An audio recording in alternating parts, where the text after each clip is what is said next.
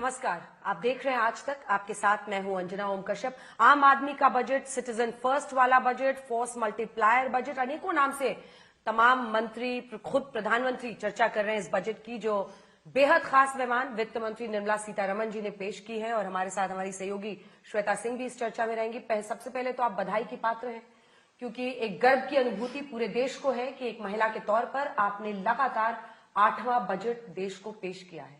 तो ये गर्व की अनुभूति है। लेकिन इसी के साथ आम आदमी का कितना ये बजट है, इन सब पर अब चर्चा करेंगे। लेकिन मुझे लगता है कि 8 साल निर्मला जी उपलब्धि भी है, लेकिन इसके साथ ही दायित्व भी है। प्रधानमंत्री ने 8 साल लगातार एक ऐसे विभाग की जिम्मेदारी आपको सौंपे रखी जिसको लेकर हमेशा चर्चा रहती है, और वित्त मंत्री को तो मुझे लगता है सबसे ज्यादा जज किया जाता है।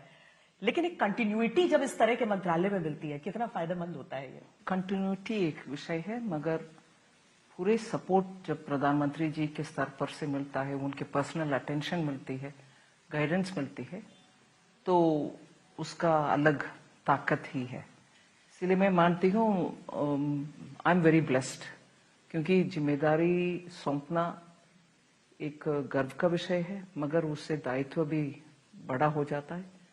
मगर जब आपको पक्का मालूम है कि छोटा विषय हो बड़ा विषय हो, आप जाकर के पीएम साहब से बात कर सकते हो और डायरेक्शन ले सकते हो, that gives a different confidence. Nirmala ji, अब आते हैं बजट के असल सवालों पर। 12 लाख की सबसे ज्यादा चर्चा है, क्योंकि आपने सैलरी क्लास को 12,75,000 मतलब वहां तक टैक्स फ्री कर दिया है। लेकिन अब सवाल ये उठता है कि महंगाई का भी एक दौर है। महंगाई, बेरोजगारी एक बहुत बड़ी चुनौती है। उन सब के बीच क्या इस कदम से आपने मिडिल क्लास को वाकई बहुत बड़ा फायदा दिया है? वाकई क्या डिस्पोजेबल इनकम उसके पास बढ़ेगा, या महंगाई की मार झेलते वही जो उसके एंड्स है उसको मीट करने में ही परेशानियां आएंगी? किस तरह से आप समझती हैं कि इससे मध्यम वर्ग को आपने बहुत बड़ा तोहफा दिया है? क्यों? मैं पहले इसको दूसरी नजरिया से आपको रखना चाहती हूँ, जो मेरे मन में था और जो प्रधानमंत्री जी का डायरेक्शन भी था। टैक्स पेयर का सम्मान करना प्रमुख एक मुद्दा प्रधानमंत्री जी के मन में जब से 2019 में चार्ज ली हूं, तब से मैं सुनकर आ रही हूं। उसके कारण ही फेसलेस सिस्टम आया, उसके कारण ही हम टैक्स पेयर्स चार्टर ले आए 2021 में, उसके कारण ही फेसलेस का अपील में भी ले आए, और उसके कारण ही बार बार ये न्यू टैक्स रेजीम को ले आए, जिससे टैक्स रेट को सिंप्लीफाई करके और कंप्लेंट्स को भी सिंप्लीफाई करके न्यू रेजीम, एग्जेम्पशंस नहीं है उसमें, कोई इफ एंड बट नहीं है, कुछ नहीं, आप सीधा टैक्स भरो, हो गया, और कम रेट में भरो। ये सब एक श्रृंखला में आ रही है कि टैक्स पेयर को सुविधा दो, टैक्स पेयर को रिस्पेक्ट करो, टैक्स पेयर को। बीच में आप सुने होंगे कि टैक्स पेयर समय पर टैक्स भरने वाले को सर्टिफिकेट भी बेच देते हैं हम, और रेगुलर टैक्स पे करने वाले को भी, और सबसे ज्यादा पे करने, ऐसे बहुत कैटेगरी में टैक्स पेयर को सम्मान करने के लिए लगातार 2020 से मैं करते आ रही हूं।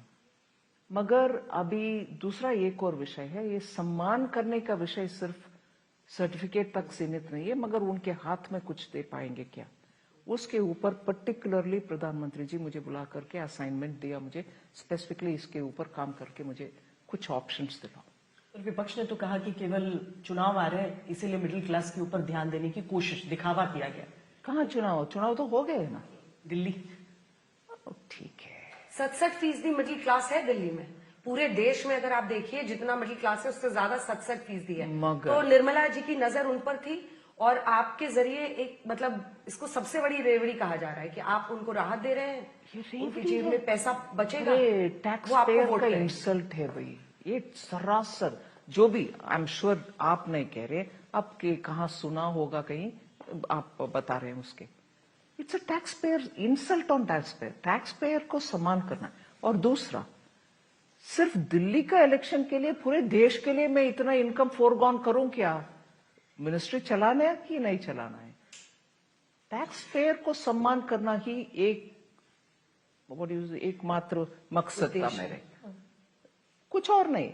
और उसका कोलैटरल हो सकता है, बाय प्रोडक्ट हो सकता है कि उनका सेविंग्स ज्यादा होगा, उनका खर्च कंजम्पशन ज्यादा होगा, उससे इकोनॉमी का किक स्टार्ट, वो सब फॉलोड से।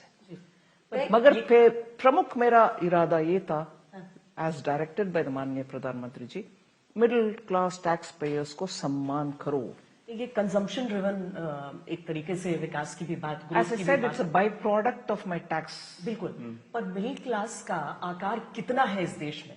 इस देश में कितनी संख्या है मिडिल क्लास की? अगर इस तरह की उन्हें रियायतें दी जाती हैं तो हमारी इकोनॉमी को उतना बूस्ट मिल सकता है। नहीं, मैं इसको एज ए सेड दूसरी तरीके से रखना चाह रही हूं। कंजम्पशन बूस्ट करने के लिए करना है तो बहुत सारे हम कर सकते हैं। अभी कंजम्पशन बूस्ट के लिए ही आप देखोगे कि income affordable housing, metropolitan cities में हम घर खरीदना मुश्किल समझ रहे हैं, इसलिए आपको अफोर्डेबल हाउसिंग के लिए इंटरेस्ट में सबवेंशन दो। छोटे बिजनेस करना चाह रहे हैं, आपको we want to give you an incentive, collateral free security के साथ हम आपको पीछे रहेंगे और लोन लो, आपके बिजनेस बढ़ाओ।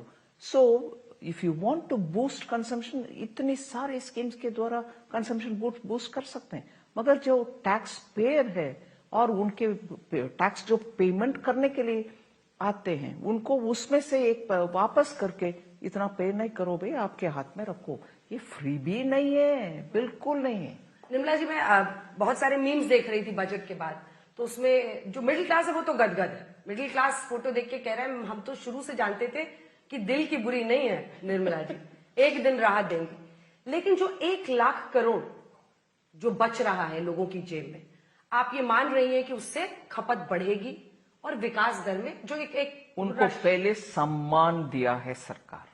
ये कंजम्पशन ड्रिवन इकोनॉमी के लिए नहीं है। नहीं, एज आई सेड, मैं मेरा ओनली मकसद was I have to reward the tax payer.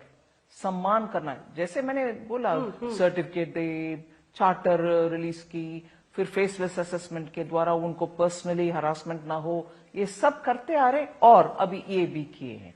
ठीक है, मैं मानती हूँ और इसको दरकिनारे नहीं कर रही हूँ कि इसका फॉलो आउट होगा कि उनका कंजम्पशन बढ़ेगी, उनका सेविंग बढ़ेगी, वो मान रही हूँ मैं। और उससे फिर विकास दर में बेहतरी आएगी। पर आपने जो प्रोजेक्शन किया है 6.3 to 6.8 इकोनॉमिक सर्वे में, और खुद इकोनॉमिक सर्वे ही कह रहा है कि अगर आपको 2047 तक विकसित भारत बनाना है तो आपको 2 दशक तक कम से कम 8% के आसपास का विकास दर चाहिए।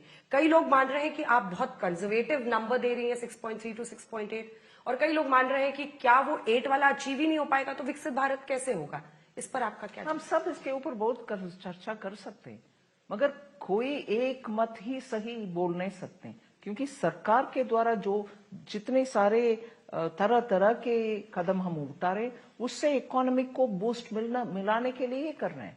सो सिर्फ इस एक कदम के द्वारा हमने 6.8 नहीं, वी विल गो टू 8 कह नहीं सकते। जैसे 3 बड़े कदम है सिर्फ एक कदम के वजह से कोई नंबर 8 तक पहुंचना, ऐसे नोबडी विल से।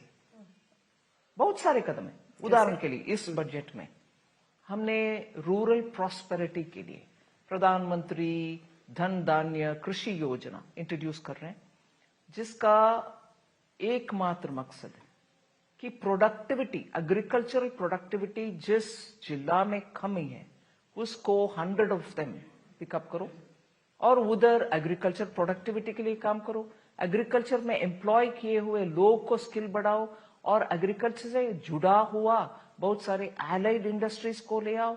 एग्रीकल्चर उत्पादन को वैल्यू एडिशन के लिए उधर ही के उधर इन्वेस्ट करके पैकेजिंग करो या वैल्यू एडिशन करो, फिर उधर से मार्केट करो देश में और विदेश में। सो दैट आज के दिन जो जिला है एग्रीकल्चर प्रोडक्टिविटी में नीचे, उसको ऊपर उठा करके उस स्टेट का एवरेज लेवल तक उठाकर ले आओ। जैसे एस्पिरेशनल डिस्ट्रिक्ट्स को हम एक सोशियो इकोनॉमिक इंडिकेटर्स, हॉस्पिटल है क्या, मृत्यु दंड मात्र का कितना है, बच्चों का मृत्यु दंड कैसे है, ये सब देख करके we are improving the level of living there. General aspirational district in which PM directly through Pragati reviews the progress, 116 districts. That is for socio-economic. Here I'm saying agriculture and agriculture related productivity ke liye we'll do everything so that that district will come up. Just imagine what kind of money will go there. Just imagine what kind of economic activity will happen there, and उसके कारण उस इलाके में और उसका इर्द गिर्द में इकोनॉमिक एक्टिविटी एक बस आएगा 100 सच डिस्ट्रिक्ट्स। ये एक उदाहरण है। जनरली अभी तक हमने वो बातें की जिसको लेकर आपकी तारीफ भी बहुत हो रही है, सराहना हो रही है, जो कि रेयर होता है एक वित्त मंत्री के जीवन में बजट पेश करने के बाद। लेकिन अब मैं उन चीजों पर आना चाहती हूँ जिसको लेकर आपको घेरा जा रहा है, क्रिटिसिज्म हो रहा है। और इसमें राहुल गांधी की एक बात जिसमें वो कहते हैं कि मेक इन इंडिया तो मुझे बड़ा अच्छा लगा, सरकार का इनिशिएटिव काम नहीं कर पाए लेकिन इस पर। और वो कहते हैं कि यूपीए शासन के समय भी जिस तरीके से जो यूथ के मुद्दे हैं वो हम नहीं एड्रेस कर पाए, रोजगार को नहीं एड्रेस कर पाए, एनडीए सरकार भी अपने इस कार्यकाल में भी नहीं एड्रेस कर पाई है। वो इतना कोहेरेंटली इस आर्ग्यूमेंट को बोले क्या? मैं लब्बो लुआब बता रही हूँ। हाँ, श्वेता जी का वो उनके बातों का थोड़ा मसाला ऐड करके आप इधर रख रहे, नहीं, वो गलत है। क्योंकि उनके समय पर वो एज तो he is giving a concession, एक बात कंसीड कर रहे हैं, हमारे समय पर एम्प्लॉयमेंट नहीं हुआ। नो, कुछ नहीं हुआ भाई। उस समय इकोनॉमिक स्टैंड स्टिल हुआ था, बैंक्स का सरासर नुकसान में पहुंच गया था, इंडस्ट्री लीडर्स ऐसे बंद करके कारखाना बैठ रहे थे और उनके अपने पैसा को बचाने के लिए शायद बाहर भी चले जा रहे थे, और कॉर्पोरेट बैलेंस शीट इतना खराब, बैंक का बैलेंस शीट उसके कारण खराब। इस अवस्था पर जॉब नहीं दे पाए, ऐसे कंसीड करने का मतलब ही नहीं बनता। पूरे इकोनॉमी को डोलड्रम्स में इतना बुरी हालत में छोड़कर जाने वाले नेता आज सिर्फ जॉब नहीं दिया मैंने उस समय, बात बनता है क्या? पूरे इकोनॉमी का हालात उस समय का सोच लीजिए। आप बॉटम से 5वें स्थान पर थे, अब ऊपर से 5वें स्थान तक मोदी जी ने उठा करके इकोनॉमी को उधर बिठाया। नेक्स्ट 2 years विल रीच 3री स्थान। एक लीडर जिनके 10 साल के कार्यकाल में नीचे 5वें स्थान पर पहुंचा इकोनॉमी, वो आज खड़े होकर के इतना गंभीर बात को इतना आसानी से बोल रहे हैं। इन सबको भी जवाब देने के लिए बोलिए उनसे, बैंकों के हालत क्या था, बैंक्स के कारण कितना नुकसान हुआ इस इकोनॉमी को। उनके हाथ में पैसा नहीं था, उनका संपत्ति पूरा खो गया और लोग उसको उठा करके इकोनॉमिक ऑफेंडर बाहर चले गए। उनके समय पर जिनको बैंक से बेनिफिट मिला, बड़े बड़े बिजनेसमैन, वो सब चले गए।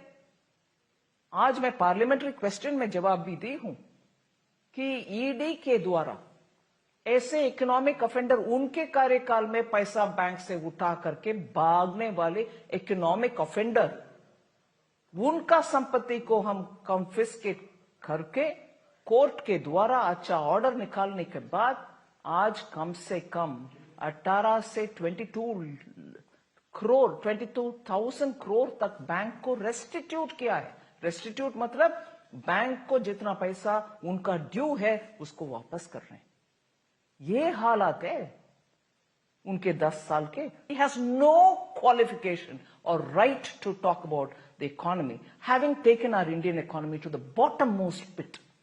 आप उनके समय के बिजनेसमैन की याद दिला रही हैं, वो आपके वक्त के बिजनेसमैन की। उन्होंने कहा कि आप कंजम्पशन ड्रिवन आप मार्केट बनाना चाहते हैं, प्रोडक्शन और मैन्युफैक्चरिंग पर आपका फोकस नहीं है। कंजम्पशन से किसको फायदा होगा, वो फिर उस लिस्ट पर आए, अडानी, अंबानी, टाटास, बजाज। उन्होंने कहा जिनको कंजम्पशन से फायदा उनको होगा।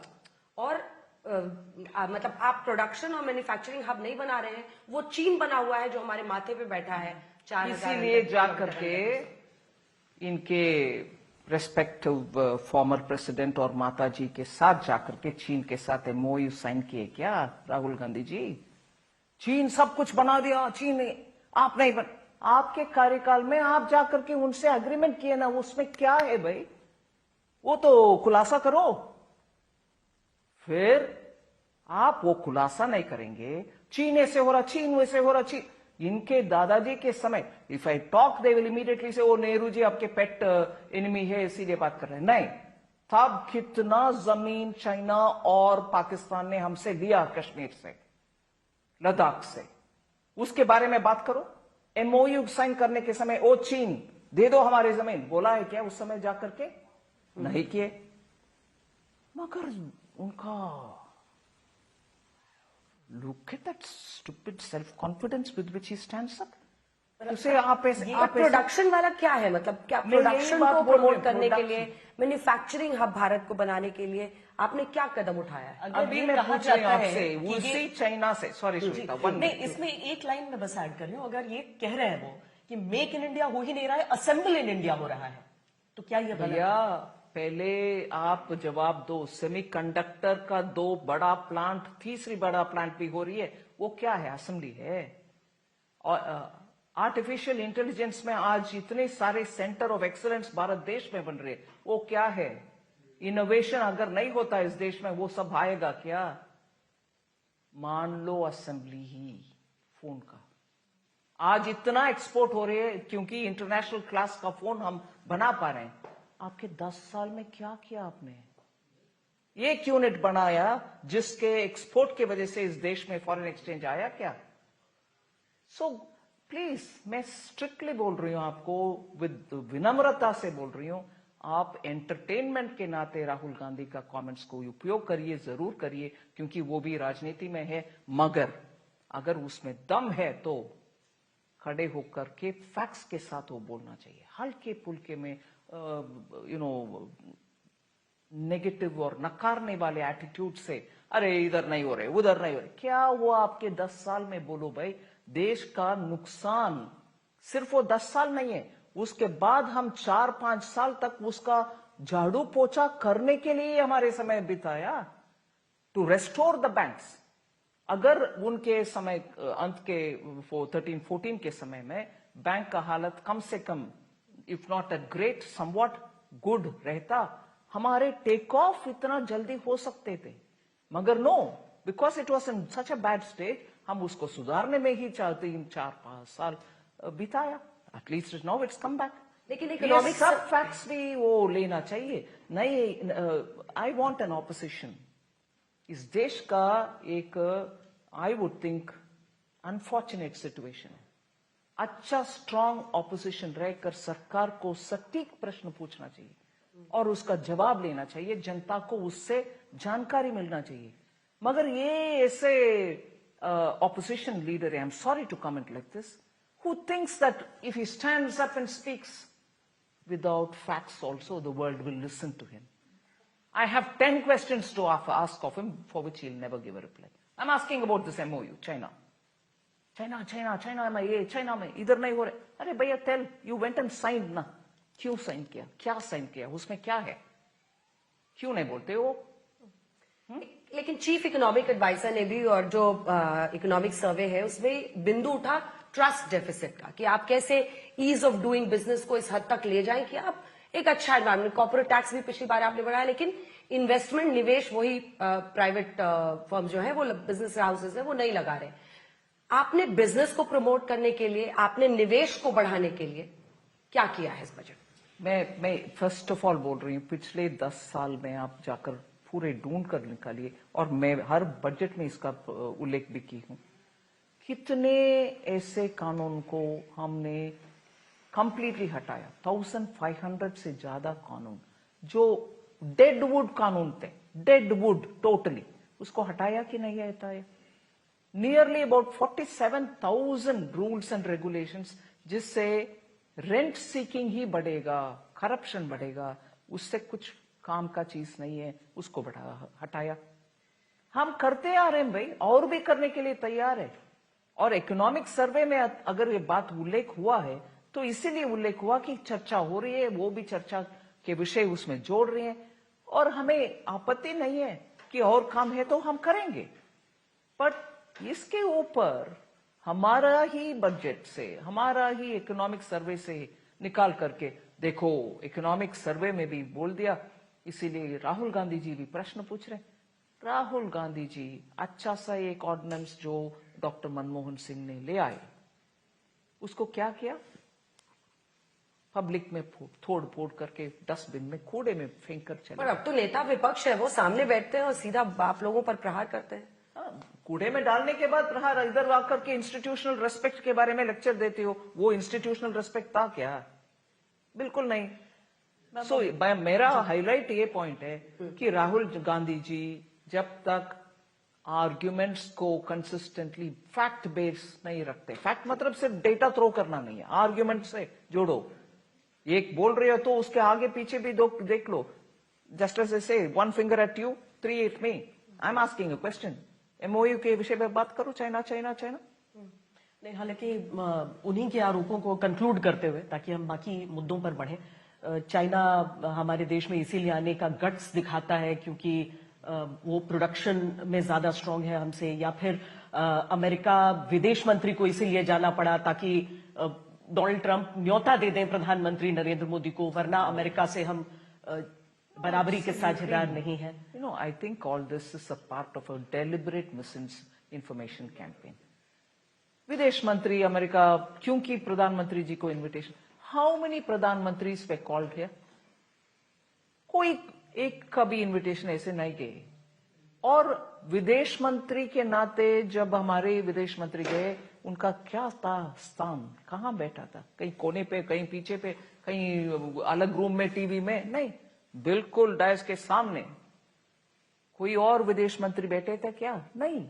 और दूसरा, ऐसे बात छोड़ने के बाद हमारी जिम्मेदारी बनती है कि उसका क्लैरिफिकेशन देते जाओ। वो बोल दिया, अगले में चले गए। With what information in his hand वो बोलते हैं कि विदेश मंत्री इन्विटेशन के लिए गए थे। जस्ट एज एक बार मुझे याद है, विदेश मंत्री को विदेश नीति के बारे में कुछ जानकारी नहीं है, कहने वाले माननीय राहुल गांधी जी था। somebody who's not even just in politics, who had a lifetime career in diplomacy, उनको ये सिखा रहे हैं भाई, उनको डिप्लोमेसी का क्या मालूम। ऐसे we should not talk in a light hearted way. Depth में जाओ, अच्छी प्रश्न उठाओ, जवाब मिलेगी। मगर ये हल्के पुल्के in the name of this is politics, that is technical. No, politics also should be substantive. Politics also should have लोग सामान्य नहीं है, I mean they're not simple people, are voters. इसमें आनंद लेते हैं, मगर उनको मालूम है कौन सब्सटैंटिव विषय बात कर रहा, कौन हल्का फुल्का करता है। कोई सीरियसली नहीं लेता ऐसे हल्का फुल्का बात करने में। So let's be clear. Relationship with the United States of America is absolutely cordial and good. नए एडमिनिस्ट्रेशन के साथ हम काम करेंगे। प्रधानमंत्री जी भी एक्चुअली क्लियरली बोल रहे हैं कि हम हमारे रिलेशनशिप को बढ़ाएंगे। इसमें कोई ये नहीं है कि वो what will happen to India. क्योंकि आपने खुद ये बिंदु रेज किया, तो एक छोटा सवाल इस पर, जिसके बाद मैं दिल्ली के चुनावों पर आना चाहती हूँ। ट्रंप का जो टैरिफ थ्रेट है, जो टैरिफ वाली धमकी है, उस पर वित्त मंत्रालय क्या सोच रहा है? नहीं, टैरिफ थ्रेट नहीं, टैरिफ के एक्शन लिए हैं कनाडा के खिलाफ, मेक्सिको के खिलाफ, चाइना के खिलाफ। सो उन देशों में वो उनके अपने तरीके से वो हैंडल करेंगे। मगर इसको हम ऑब्जर्व ही करना पड़ेगा। अभी इसके ऊपर हम स्पेकुलेट करने से कोई फायदा नहीं है, ये मैं कहना चाहता हूं। पर हमारी इंपोर्ट ड्यूटी चेंजेस उसी हिसाब से हैं कि मतलब भारत एक हाई इंपोर्ट ड्यूटी देश नहीं है, ये एक दिखाने का प्रयास। पिछले 3 साल से मैं बजट में भी कहते आ रही हूं कि बेसिक कस्टम ड्यूटीज का रेशनलाइजेशन के काम 22 के बजट से शुरू हुआ है। नंबर ऑफ रेट्स को कम करो और नंबर ऑफ आइटम्स के ऊपर जो हम बीसीडी डालते हैं उसको भी रेशनलाइज करो। रेशनलाइज का मतलब जिस कमोडिटी बाहर इंडिया में आने में हमें हमारे ओन प्रोडक्शन को नुकसान होगा, उसके ऊपर जरूर लगाओ। मगर जिन कमोडिटी हम प्रोड्यूस ही नहीं करते और जिनका रॉ मटेरियल हमारे पास नहीं है, उसको आने देना चाहिए। इसीलिए उसको रेट कम करो या कंप्लीटली रिमूव करो। ये से principle based approach to basic custom duty 22 से हम एक्सरसाइज कर रहे हैं। इस बार भी मैंने बजट स्पीच में उल्लेख किया कि ऑलरेडी 8 मेजर आइटम्स को हटा दिया बीसीडी और इस बार 7 को हटाया, बचा 8 ही है। लेकिन एक और मुश्किल जो आम आदमी की जिंदगी में वो जीएसटी वाली है, जिसको आप इसमें एड्रेस नहीं कर सकते हैं। कुछ लोग कह रहे हैं कि क्या कोई दिशा का जिक्र वो कर सकती थी, नहीं कर सकती, वो जीएसटी काउंसिल में ही होना है। अब अरविंद केजरीवाल जो दिल्ली में जिनसे आपकी लड़ाई है, आपने कहा चुनाव नहीं, अभी 2 राज्यों में चुनाव है। आपकी मधुबनी साड़ी को लेकर टारगेट हो रहा है कि बिहार की वजह से आपने पहना, बिहार पर बहुत सारा आपने ऐलान किया, तो शुरुआत दिल्ली से करते हैं। क्या अरविंद केजरीवाल का ये आरोप है, वो कह रहे हैं कि 240 सीटें आई तो उसका बाई प्रोडक्ट है कि आपने 12 लाख तक टैक्स फ्री कर दिया। अगर दिल्ली में भी सीटें कम आएंगी तो जीएसटी भी आप लोग एकदम घटा देंगे। क्या बोलते हैं, इंटरेस्टिंगली पॉलिटिकल नरेटिव बोलने के लिए वो आदत है उनका, इंटरेस्टिंगली और जनता को आकर्षण करने के लिए माया जाल जैसे बात करने वाले former chief minister of Delhi. Delhi को पेरिस बना देंगे, दिल्ली को लंदन जैसे बना देंगे, वो भी उनका स्टेटमेंट है। हम क्या करेंगे 240 होने में, वो सब छोड़ देना। ये हारने के बाद दिल्ली में क्या करने वाले वो बात बोलो। पंजाब में जाकर के सुधारेंगे क्या? पंजाब के एडमिनिस्ट्रेशन आज इज लॉस्ट इट्स ट्रैक, इनके गवर्नमेंट है ना। सो ऐसे बातचीत करना और भाषण देना, ये सब ही उनका काम है कि काम भी उनका काम है। हम 240 में आ गए इसीलिए, अगर इसीलिए हम करेंगे तो ये क्यों 10 लाख तक देना चाहिए, ऐसे एक बयान दिया ना, क्यों दिया? वो कह रहे हैं वैसे उनका असर है। नहीं, वैसे 240 का कम होने के कारण हम कर रहे हैं। तो आप फुसूल में आपके बयान क्यों दिए? और इतना पहले आईआरएस में रहने वाले अधिकारी थे ना, 10 लाख तक उनके कैलकुलेशन में 10 लाख क्यों गलत निकला फिर उनका बात? तो उनके बातों में हम सीरियसली लेना नहीं ही चाहिए, क्योंकि एक तरफ राहुल गांधी एंटरटेनिंग के रूप में आप कोट करो, ऐसे मैं बोल रही हूं, इनका सीरियसली लेने में हम बेवकूफ हो जाएंगे। बहुत बड़ी चिंता देश में आम आदमी को है, मैं वो चिंता आप तक पहुंचाती हूं उनका। वो कहते हैं बार बार सभी पार्टियां ये जो रेवड़ियां अनाउंस कर रही हैं, फ्री बिजली पानी से शुरू हुआ था, अब आप देखिए कि उन्होंने फॉर्म भी भरवा लिया महिलाओं से। सीएम नारी सम्मान योजना जिसमें वो 2100 कह रहे हैं, आप लोग भी 2100 कह रहे हैं, कांग्रेस पार्टी 2500 कह रही है, बीजेपी भी अब वही कह रही है। चाहे आप माझी लाडली योजना महाराष्ट्र में दे रहे हो, लाड़की स्कीम यहां दे रहे हो, या आप यहां पर जो महिला सम्मान योजना दे रहे हैं, वहां पर महतारी बंधन योजना आप छत्तीसगढ़ में दे रहे हैं, उनकी रेवड़ी अलग कैसे है, आप जो पैसा उसमें लगा रही है वो अलग कैसे है? और क्या ये देश के लिए चिंता की बात नहीं है? क्योंकि आपके पास तो पूरा खर्च और पूरा कमाई आती है और आपको वही खाता बनाना होता है। आपके लिए एज फाइनेंस मिनिस्टर क्या ये कंसर्न नहीं है, जिस दिशा और जिस तेजी से जा रहे हैं ये कहां रुकेगा? मैं इसीलिए बार बार उसमें एक कैलिब्रेशन ले आती हूँ। कैलिब्रेशन मतलब इसमें एक सटल पॉइंट का हम ध्यान में लेना चाहिए। और ये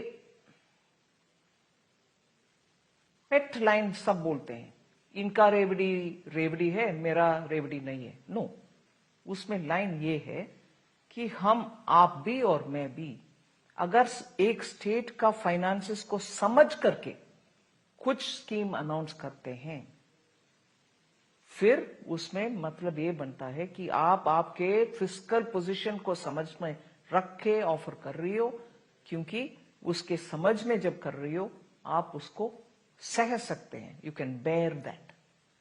मगर जैसे some Congress governments have done, दे दिया प्रॉमिस, फिर सत्ता पे आने के बाद बोल रही हो मेरे से नहीं होगा। और मेरे से नहीं होगा बोलने में पॉलिटिकल नुकसान है, इसीलिए बोलेंगे मोदी जी ने पैसा नहीं दिया इसीलिए हम कर नहीं पा रहे। अरे प्रॉमिस आपका, जीत आपका, सत्ता आपका, मगर मोदी जी निभाना है प्रॉमिसेस को। यही है फर्क। अगर महाराष्ट्र सरकार का फाइनेंशियल पोजीशन समझ करके एक प्रॉमिस देते हैं और वो झेल सकते हैं, और जेल is not the right word, they can handle that, bear it. आपको that is not freebie, they can manage it, they have sources of revenue. मगर what happened in Himachal Pradesh, despite limited revenue sources, tourism, Apple, you gave such promises you're not able to fulfill. Old pension scheme, कहां fulfill करेंगे भाई? यही फर्क है। मैं वो calibration ले आ रही। निर्मला जी, आपको स्ट्रेस होता है कभी कि पार्टी ने अनाउंस कर दिया, ये पैसे लाऊंगी कहां से मैं ये बात जरूर आपके सामने इस मौके पर रखना चाहती हूँ। बीजेपी का लीडरशिप में, राज्यों में भी और केंद्र में भी, इस विषय के ऊपर बहुत अध्ययन होता है और उनके जिम्मेदारी वो समझते हैं, और इसीलिए अगर वो अनाउंस करते हैं मुझे डर नहीं होता है, मगर जरूर ये होता है कि this is come out of some work. विकसित भारत बनाने के लिए जो मैंने आपसे 3 बिंदु पूछे थे, आपने एक एग्जाम्पल उसका दिया था। अब अल्टीमेटली जो सबसे बड़े ड्राइवर्स हैं वो आप क्या बताएंगे? निवेश को लेकर मेरा अभी भी सवाल एक कायम है कि इन्वेस्टमेंट एक बड़ी चिंता है देश में, उसको कैसे आप टैकल करेंगे? मतलब उसके बिना तो बहुत मुश्किल लगेगा। ठीक है, मगर इसका हम सिनिकल अप्रोच से काम नहीं चलेगी। मैं ये नहीं कह रही हूं आप सिनिकली अप्रोच कर लो, मगर ये अप्रोच दैट इन्वेस्टमेंट जरूरी है, मगर कैसे? इन्वेस्टमेंट जब विदेश से एफडीआई के रूप में आता है, बहुत फैक्टर्स को मन में रखते हुए आता है। डेमोक्रेसी हम बोल सकते हैं, और हमारी यूथ का स्किल है बोल सकते हैं, कानूनन हमारे देश चलता है बोल सकते हैं, और फ्रीडम ऑफ प्रेस है, ओपन सोसाइटी है, सब देख सकते हैं, वो बोल सकते हैं। मगर ये सब व्याख्या कहां चली जाते हैं जब इन्वेस्टमेंट चाइना को जाता है? डेमोक्रेसी है क्या उधर? Law rule of the land चलता है क्या? नहीं। अगर उधर से छोड़कर एफडीआई बाहर आना है तो कितना कठिन, वो जाने नहीं देते हैं आने के बाद। सो पॉपुलर अंडरस्टैंडिंग में हमें एफडीआई जो आता है इसीलिए आता है, आप कोशिश नहीं कर रही हो, नहीं। बहुत सारे फैक्टर्स होता है, आपके प्रोडक्शन लेवल एफिशिएंसी, आपके लेबर लॉस, आपके लैंड के लॉस। उधर बड़ा चाइना है, मगर एक ही सरकार चलती है, डेमोक्रेटिकली इलेक्टेड, हर रीजन का एक गवर्नमेंट नहीं। मैं उसको बेहतर नहीं मान रही हूं, that is almost like dictatorship. मगर in our democracy with all our democratic strength, हम विदेश से एफडीआई ले आना है तो दूसरा एक और विषय भी हम ध्यान में लेना है, ग्लोबल सिचुएशन कहां है, आज पैसा कहां जा रही है, क्यों जा रही है, उसके तुलना में हम क्या और कदम उठाना है जिससे वो अट्रैक्टिव फील होंगे भारत में आने के लिए। आज चिप में आ रहे हैं, टेलीफोन्स में आ रहे हैं, टेलीकम्युनिकेशंस में आ रहे हैं, इंफ्रास्ट्रक्चर में आ रहे हैं, sovereign wealth fund Abu Dhabi से आ रही है, सऊदी अरेबिया से आ रही है, कतार से आ रही है, कनाडा से आ रहे, ऑस्ट्रेलिया से आ रहे, मॉरिशस से आ रही। ये इंफ्रास्ट्रक्चर के लिए आ रहे हैं ना, वो रेलवे इंफ्रास्ट्रक्चर हो, रोड हो, पोर्ट्स हो, एयरपोर्ट्स हो, सबके लिए इंफ्रास्ट्रक्चर वगैरह के लिए आ रहे हैं। थोड़ा सा अलग हटके, लेकिन मुझे लगता है कि बजट के ही अलग अलग प्रावधानों से और आपके मंत्रालय से ही जुड़ा मसला हो जाता है, रुपया और रुपए की कमजोरी। बाकी सारी चीजों को राजनीतिक आरोप कहा जा सकता है, लेकिन ये एक चीज है जो तथ्य है, सामने है हमारे, कि दुनिया में अगर हम सबसे तेजी से बढ़ती हुई इकोनॉमीज में देखे जा रहे हैं, हम नए नए आयाम छू रहे हैं, फिर हमारा रुपया इतना कमजोर होता क्यों है? मैं जरूर इस संदर्भ में कहती हूं कि हमारे मैक्रो इकोनॉमिक फंडामेंटल्स बिल्कुल स्ट्रांग है, और 2 साल पहले मैं रुपया डिप्रिशिएट का कारण बताया, और सोशल मीडिया में मेरा बहुत सारे मीम्स बनाए, अरे रे क्या कह रही है, रुपी वीक नहीं है, डॉलर स्ट्रांग हो गए, ये क्या इकोनॉमिक्स है, मैं सही हूं, दूसरा गलत, ऐसे में आज मतलब 15 दिन पहले former Reserve Bank governor Shri Raghuram Rajan ji क्या बयान दिए कि डॉलर के तुलना में रुपया के वोलेटिलिटी है, क्योंकि dollar is becoming stronger and stronger. और इसको काउंटर आर्ग्यूमेंट ये भी है, भारत के रुपया बाकी सब करेंसी के साथ अगर आप देखेंगे कोई वोलेटिलिटी नहीं है, स्टेबल करेंसी। सो करेंसी का, और दूसरा डॉलर के खिलाफ सिर्फ क्या भारत का रुपये ही वोलेटाइल है? आप जर्मन के, यूरो के और साउथ ईस्ट एशियन करेंसी के, कोरिया के, जापान के करेंसी निकालिए, उन सब में भी इतना वोलेटिलिटी अगेंस्ट द डॉलर। सिर्फ डॉलर के खिलाफ ही बाकी सभी करेंसियां वोलेटाइल है। The VIX is very high. Taking forward ये पॉइंट को, so just one more point, if your currency is stable against all other currencies, it is because your fundamentals are strong. It is one currency which is causing the global, volatility and the exchange rate fluctuation.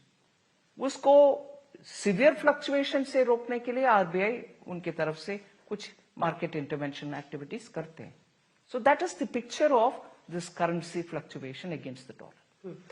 उसी से आगे बढ़ते हुए, चूंकि अब इस बात पर आपने भी चर्चा की कि हम 5वें सबसे बड़ी इकोनॉमी विश्व में बन गए हैं, लेकिन वो कहते हैं पर कैपिटा इनकम के नजरिए से आप देखिए तो अभी भी हम बहुत छोटे हैं, और हम 6.4% की भी ग्रोथ करते हैं, तो हम उनसे बहुत कम है जिनकी ग्रोथ शायद 2%, 3% है, क्योंकि उनका साइज, उनकी इकोनॉमी का बहुत बड़ा है. पॉपुलेशन साइज एक बड़ा है और उनके पॉपुलेशन रिलेटिवली कम है. हम जहां पॉपुलेशन को एसेट मानते हैं, क्योंकि that is a dividend, youth population can contribute, वो कंट्रीब्यूट अभी करने लगे. इसीलिए हमारे अभी का जीडीपी के कंपैरिजन में हमारी पॉपुलेशन, इसीलिए per capita, obviously it's a fundamental basic economics that I am telling. So your per capita income will have to rise with more contribution to the GDP. It's a natural fact. क्या महंगाई को लेकर, महंगाई की जो परिस्थिति है उसको लेकर जो लोगों की बातें सुनते रहते हैं, वो आपको परेशान करती है इस समय जो स्थिति है? When food products are going on high because of supply side problems, yes, there is a concern. That's why immediately Bharat Atta आता है, import of pulses आता है, या onions कहीं से ले आना है, या मदर डेयरी के द्वारा स्पेशल प्रोविजन के साथ डिस्काउंटेड प्राइस में देना है, सब्सिडाइज प्राइस में देना है, या कोई नेफर्ड के द्वारा कहीं भारत के अन्य इलाका में डिस्ट्रीब्यूशन करना है, वो सब होते रहते. We take action to improve the supply side, but what certainly can not happen is the seasonal supply side related problems. Onion के क्रॉप, पोटैटो के क्रॉप, अनियन टोमेटो के क्रॉप आने के समय एकदम मार्केट में सप्लाई अधिक होता है. जैसे जैसे अतिवृष्टि, अनावृष्टि, when there is supply there is huge supply, when there is no supply there is no supply at all. इसका प्रॉब्लम हम स्टोरेज इंप्रूव करके आने वाले सालों में उसका सॉल्यूशन निकालने के लिए कोशिश कर रहे हैं. इन्फ्लेशन को अलग अलग हिस्सों में बांटा जाता है. फूड इन्फ्लेशन पर हमेशा चर्चा होती है और बहुत बिंदु रहता है, लेकिन मैं लोगों के बिहाफ पर ये सवाल आप तक ला रही हूँ. जब मैं लोगों के बीच में जाती हूँ, कहते हैं शिक्षा और स्वास्थ्य, उस पर भी जो लोगों का खर्च हो रहा है आमतौर पर, उनके पास कोई निदान नहीं है. तो मतलब कोई प्रॉफिट भी टैक्स से थोड़ा सा अगर 70-80 हजार बच रहा है, उसको लगता है इधर उधर के खर्च में ही चल जाएगा. मतलब ये इस बात की कैसे गारंटी होगी कि 1 लाख करोड़ अगर आप इस टैक्स से बचा रहे हैं तो लोग उससे खर्च ही करेंगे और वो मार्केट में ही वो पैसा आएगा. लोगों का कहना है शिक्षा में, हेल्थ में, आप अस्पताल, किसी प्राइवेट अस्पताल में इलाज के लिए चली जाइए. इसीलिए तो हम पीएम आयुष्मान भारत ले आए. 5 लाख रुपया तक एनुअली आपको खर्च करो, आपके पॉकेट से पैसा निकालने का आवश्यकता नहीं है. दिल्ली में तो लागू नहीं है. फिर दिल्ली को वोट दे रहे हो आप, किसको दे रही हो? वो बेसिक सुविधा को नकारते हुए आ रहा है, और उनके चमकदार बातों के सुन करके हाँ प्लीज विल गिव इट. पर आपका चेहरा कौन है मैम दिल्ली में? अब तो आप पॉलिटिक्स की भी बात कर ही रही हैं, तो फाइनेंस तो निकलते हैं. चेहरा कौन है दिल्ली में आपका? मतलब देखिए, एक वक्त था सुषमा स्वराज जी यहाँ पर सीएम बनी थी, उसके बाद से दिल्ली में प्रोजेक्शन के लिए बीजेपी के पास कोई ऐसा चेहरा है ही नहीं कि लोग विश्वास करें. Kejriwal versus who? जिसे प्रोजेक्ट किया गया उस दोनों बार हार गया.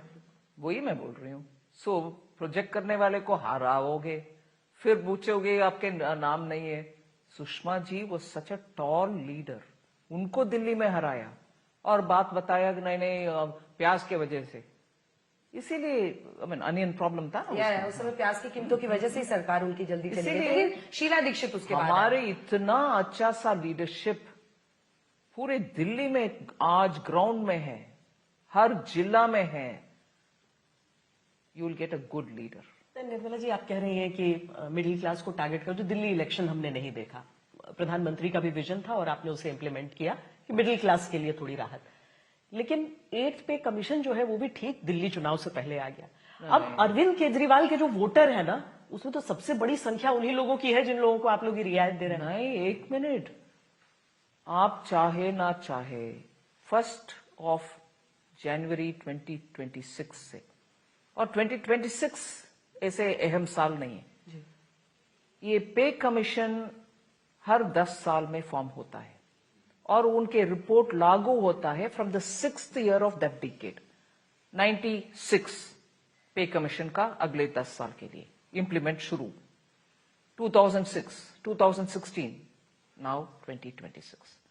दिल्ली के इलेक्शन उससे पहले आ रहा है तो मेरा गलती है क्या? एक दिस इज एग्जीक्यूटिव रिक्वायरमेंट। एक और चीज मैं दिखाना चाहती हूँ, मधुबनी पेंटिंग। अब ये संयोग है या सियासी प्रयोग ये है? आपने उस दिन जो साड़ी चुनी थी मधुबनी वाली, उस पर भी चर्चा हुई कि आप बिहार पे प्रोजेक्शन करिए। और हरसिमरत कौर बादल का एग्जैक्ट बयान मैं बताती हूँ, ये खाली बिहार बिहार बिहार होता रहा, पंजाब को कुछ नहीं दिया। इसी के साथ महाराष्ट्र से भी रिएक्शन आया कि ऐसा लगा कि बिहार का बजट चल रहा है। मनीष तिवारी कांग्रेस पार्टी के सांसद ने कहा तो बिहार का बजट लग रहा था, देश का बजट लग ही नहीं रहा था।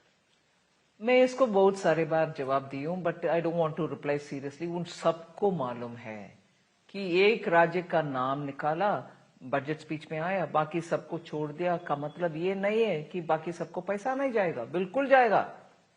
बाकी सबको बिल्कुल जाएगा जैसे जाना है, और समय समय पर, कई बार समय से पहले ही चले जाता है पैसा। मगर उन सब से मैं पूछना चाहती हूँ, उन राज्यों में कैसे उस पैसा का इस्तेमाल हो रही है, उपयोग हो रही है, उसके ऊपर वो ध्यान देना चाहिए। बिहार भी हमारा अच्छा लगता है ना, अपने राज्य का नाम सुन के लोग खुश बिहार होते भी हैं। हमारा वो कह रहे है। हैं कि इससे अच्छा पहले ही चुनाव हो जाता तो बिहार को पहले मिल जाता। चुनाव तक इंतजार कर रही है नहीं, सरकार। चुनाव तक नहीं है। पिछले जुलाई के बजट में क्या किया हमने? जरूर दिया बिहार को, इस बार दे रहे हैं, और देना आवश्यक है भाई। आपके समय में आपने नहीं दिया, इसलिए हम दे रहे हैं। अगर आप दे करके उस राज्य को, मान लो महाराष्ट्र के जैसे और कर्नाटका जैसे और पंजाब जैसे ऑलरेडी बहुत सारे पैसा डाल करके डेवलप कर दिया होता, इस नौबत क्यों आएगा? निर्मला जी, आखिरी के 2 सवाल हम लोग करेंगे, जिसके बाद इस इंटरव्यू का अंत करेंगे। बड़े पैमाने पे ब्रॉड पैरामीटर्स को देखते हुए एक आम राय जो इकोनॉमिस्ट की बन रही है कि आपकी सरकार का फोकस इंफ्रास्ट्रक्चर कैपेक्स से हटके कंजम्पशन पर चला गया है। खपत, वैसे भी भारत एक खपत ड्रिवन देश है। कंजम्पशन होने, जब कोविड के टाइम खपत बढ़ी थी, उसके बाद कोविड के बाद तो 9.4 तक हमारी ग्रोथ रेट गया था। क्या ये डायरेक्शनल चेंज है देश की अर्थव्यवस्था का? नहीं, अगर डायरेक्शन चेंज है तो फिर भी इस साल भी क्यों 11.21 लाख करोड़ दे रही हूं केपेक्स के लिए? आरई से कंपेयर करते हुए 10.2% ज्यादा ही दे रही हूं। इसीलिए कैपेक्स से हमारे ध्यान हटा नहीं है, आज भी उस रास्ते पर चल रहे हैं। इनकम टैक्स पेयर को रेस्पेक्ट करने के लिए 1 लाख करोड़ तक हम इनकम गो करके टैक्स पेयर को राहत दे रहे हैं। तो इसका मतलब नहीं है कि हम शिफ्ट कर रहे हैं हमारे फोकस उधर भी है, मगर इसके द्वारा अगर कंजम्पशन आएगा, सेविंग्स आएगा, तो अच्छा ही है ना, देश के लिए अच्छा ही है। आपने प्रधानमंत्री का नाम भी कई बार लिया है। ये बजट जो था वो कितना परसेंट नरेंद्र मोदी का बजट है, कितना परसेंट उसमें निर्मला सीतारमण है? This is a government where he is the first among equals. Prime Minister is the first among equals. Anything that any one of us do is with his guidance. चलिए निर्मला सीतारमण जी, आप आज तक पर आई, आपने तमाम सवालों के जवाब दिए। अब शायद अगली बार भी आप ही के साथ चर्चा हो, क्योंकि अभी तो आपकी सरकार 5 साल चलने ही वाली है। फिर इसी जगह पर बैठे। डाउट था क्या आपको? नहीं। हमें तो डाउट नहीं था। बिल्कुल 5 साल चलेगी, अच्छा चलेगी, देश के लिए, हित के लिए, देश के हित के लिए चलेगी। और फिर हम लोग यहीं पर बैठकर आपसे बजट पर चर्चा करेंगे। बहुत बहुत धन्यवाद आपका आज तक हमारे साथ। Thank you ji.